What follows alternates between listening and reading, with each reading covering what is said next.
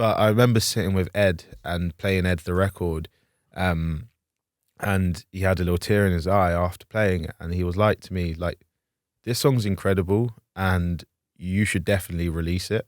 And sitting next to the Ginger Prince here and that, I was like, you've got a point. And he was like, don't sit with it. He was like, sometimes you put stuff out into the world and it's not to be a mega hit. It's not to be the next best thing. It's to be a part of your story and a part of your life. And it was like, you owe yourself that to give the art a light, but you also owe the fans a chance to connect with you more.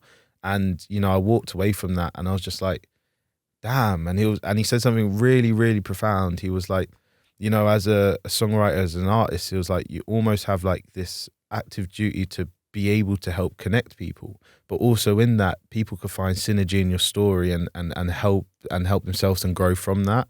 And he was like, so it's not always about you or I. He was like, think about the wider picture and think about, you know, how this could also help the world. And I was like, that's, you know, enough to sort of take me over that tipping point, which was really awesome. I mean, the impact of a record like this is immeasurable. Like the ripple effect, you'll never be able to understand, like the amount of lives it shapes. But the vulnerability takes bravery, you know, but it's bravery that's worth it. Yeah. It's definitely strange, definitely weird and different, but I'm learning. I'm still super early in my career and I don't know it all, you know, like half the time I'm just fucking winging it, you know, but I'm getting better. That's why it's fun. Yeah. What do you learn about touring and playing live shows from Ed Sheeran? Because he just gets on stage by himself in front of 100,000 people every night. I'm about to find out. I go on tour with him from May till September, which will be super awesome. And, you know, both of us, I mean, apart from the fact he's very ginger and I'm very dark, we had we had quite similar, like, you know, routes in with the fact, like, I've been playing live since I was 13 years old, you know, like truly like hundreds of shows under my belt. And so, you know, for me, it's my bread and butter and the thing that I like love the most. Like every single night on stage, no matter how tired I am, stressed I am, happy, sad I am, like I love playing live.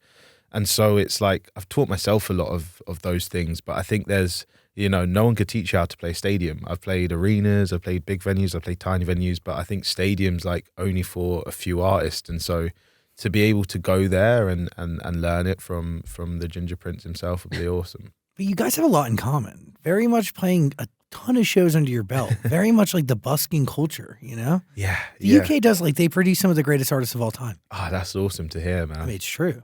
I mean, you have the best buskers ever. Like, whenever I go to town, I literally can just go and just Leicester Square, go all the way, like everywhere. There's just people singing in the white circles on the pavement. It's insane, yeah. It's really special. Yeah, I think growing up there was such a privilege, and I explain like my hometown, like all the time is like a mini world within sort of like a few miles, because Luton, where I grew up, is like one of the most culturally diverse places in England. So like I grew up with people from like Africa, Malaysia, like the Philippines, like Ireland, Jamaica, like literally like a global experience within 10, 20 miles. It's a blessing. Yeah. And so going and like celebrating Eid with my Muslim friends and hearing the music that comes out of that culture, or doing St. Patrick's Day and playing Irish folk songs in a bar, or, you know, or learning how to drum from my friends who come from like Brazilian culture, for instance. And it's like you inherit and adopt so much music and life and culture so early on that you can't help but be creative when you leave. And I think for me, that's really the embers of where it all started and where it all began. But in your Brit Awards speech, didn't you say something, maybe I misunderstood it, but you said like you come from the town where people call it like the worst town in Luton? Yeah. Why is that? So Luton has is a really working class town. It's got a lot of deprivation as well, but it's always labelled as a really bad town for all the people who don't live in it. And, you know, I think when you look at crime statistics, or you look at homelessness, or you look at all of this, like, yes, you will see those issues, but it's people always take those figures and never actually look at the life that's within it and look at the culture that's within it. And I think from, you know, communities that are missing a lot financially or with regards to infrastructure or help, they make up for in the way that they treat each other, in the way that they love each other, in the way that there's a beautiful connection between people there.